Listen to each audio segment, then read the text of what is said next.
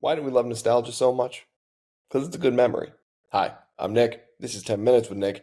And yes, if you've noticed, we haven't been exactly on top of our game in posting uh, the podcast recently. We're getting back into that. My producer and I have decided to take last week and this week and just sort of slow roll a couple episodes. Just really, you know, put things together.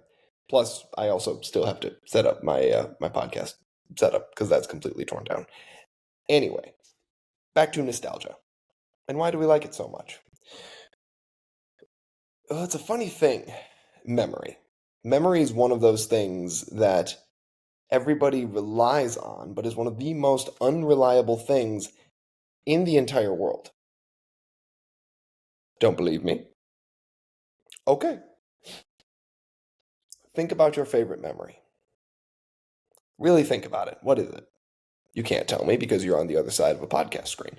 But really hone in on your favorite standout memory. It can be from any point in your life. What do you see? Go on. Picture the room. Not only picture the room, but picture the people.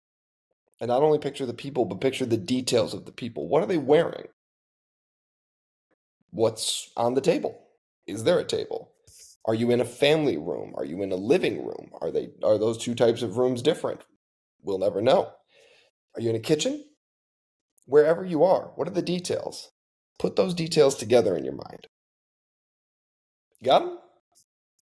Great. Almost every detail in your mind is incorrect. It is. It's absolutely incorrect. Now, you might remember the people who were in the room. You might remember the people, the room, and the time. Do you remember the time of day? Not probably exactly, unless there was something significant attached to the time of day. And that's the thing. When it comes to memory, your brain is not infinite. You do not have perfect recall. No one does. We find this out in courts of law a lot. For example, when you have to put someone on the stand or depose them, and they're talking about something that happened 3 years ago. For a case to move forward, we, the attorney, and the client, and everybody else, we need to have that recollection of the event. The problem is that recollection of the event is notoriously wrong. Notoriously wrong. And it's because your brain remembers what it perceives to be the important things, not the unimportant things. It filters some things out to hold on to the crucial details. And whatever the crucial details are, change, right? For example, in a car crash, you might remember just the very specific things in front of your face. And actually, that's also a result of a phenomenon known as tunnel vision. And that's simply your adrenaline is running and your brain is not processing the information in your peripherals because it's focusing on exactly what's in front of it due to the adrenaline pumping through your system and various other hormonal things that happen when you're trying to actively divert against a threat. So your memories are obviously faulty. I've made that assertion here in the last 120 seconds, and you have to believe me if you like this podcast because you're sort of stuck here listening to me anyway. So take what I say. You don't have to believe me, but look it up. There are much smarter people than me who talk about how faulty memory is.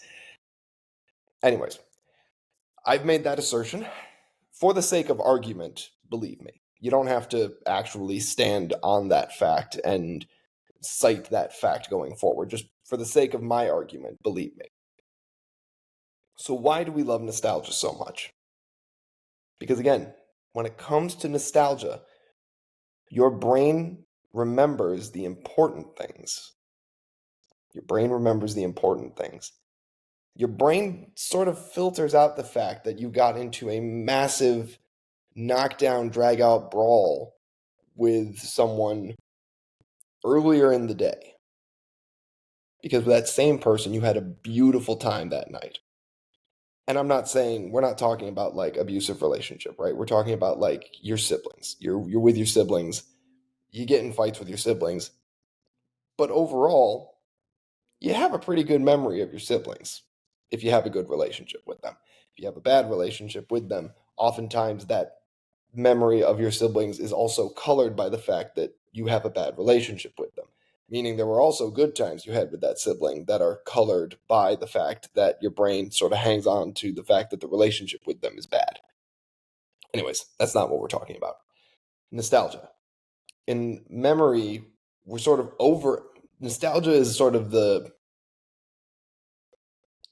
umbrella term we give to memories that we're overemphasizing the good. It's not wrong, right? There's nothing wrong with being nostalgic. 90s kids, for example, we're notorious for being nostalgic for the 90s. First of all, 90s babies. 90% of we're using the word 90 a lot, but that's just life as a 90s kid. 90% of us were, I don't know if you were like me and you were born in 1990. You were 1, 2, 3, 4, 5, 6, 7, 8, 9, 10 in 1990 through 1999. You were a baby. Not only were you a baby, you don't really have any memories from then. You have nostalgia now because that was the youngest part of your childhood. And decent parents do a relatively good job of making a home safe and comfortable. A lot of 90s kids don't have nostalgia for the 90s because they weren't great for them. But there was a lot going on in the 90s that was not necessarily all that great. You know, the rise of the internet was one thing, and it hadn't even really risen yet. It was just sort of starting. The rise of dial up, the rise of mobile phones, all that stuff, technology was new and hip, but there were also concerns that came with that. And there were other concerns coming out of the 80s that the 90s were trying to deal with, especially in the run up to the millennium. In the run up to the millennium, we often forget how big of a scare the Y2K bug was considered to be. Y2K bug just being considered that we hadn't been around, computers hadn't really been around since flipping from 1990s, a date like 1999 to 2000 and resetting. We didn't know if they'd be able to handle it. And by the 90s, we had relatively come to rely on computers in most major functions in life. We were actually preparing, in a lot of ways, for a return to the Stone Age. Like there was some unfounded fears about Y2K. But there was stress going on in the 90s. If you were in Buffalo, the Bills were going to 4 Super Bowls and losing 4 Super Bowls. We find ourselves nostalgic about that period now. But I got to tell you, sitting through playoff losses is not fun.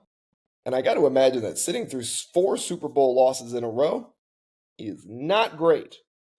Now, granted, you didn't have social media back then, which was excellent because nobody could harass each other online. People still harassed each other. We used to have milk carton kids. What were milk carton kids, you asked? They were kids who got kidnapped. They were missing. And they were put on the side of milk cartons so that people had their face so that they could try to find them. The children were missing. I saw something the other day where somebody was like, do you miss the days when we had like the milk carton kids? No! It's not better now, but that wasn't good. All sorts of things were happening. The Gulf War was happening in the 90s. Like, there were objectively bad things happening in the 90s. It's one thing to remember periods fondly because of things that were happening in your own life, or just because you were young. I remember 1 to 9 fondly, not as a specific memory, but as a warm, fuzzy feeling. Because I was young. I was living it, I had 2 parents. It was great. It was a great time. The only reason I bring all this up is to remember that nostalgia nowadays is a big selling tool. They use it to, it's used to sell different products to you. And just remember, when somebody brings up a period of time, you don't have to just blindly accept that that period of time was amazing and we should yearn for that period. Things are objectively better now. Statistically speaking, in almost every area of life, things are better. Prices are not, and that's something we're currently having to reckon with. But we're safer, blah, blah, blah, blah, blah. Statistically speaking, all these things are better. And we're more aware of problems that we have, and so we are actually turning to face them. And facing problems is not fun, and why nostalgia becomes a good product to sell. That's my 10-minute rant for the day. Probably didn't make sense. If it did, great. I'm glad you subscribe. If it made sense but you don't subscribe, you're more than welcome to subscribe. I would love it. Actually, in fact, I would like it. But of course, I just do this for fun. And if you didn't like it and you don't subscribe, or you didn't like it and you do subscribe, well, I guess I don't really know what to tell you. If you didn't like it and you do subscribe, I put out these podcasts a lot. If you didn't like it and you don't subscribe, well, there's a lot of internet out there for you. Enjoy, I guess. Anyways, thank you for tuning in. Thank you if you subscribe. I'm Nick. This is 10 Minutes with Nick. Have a great day.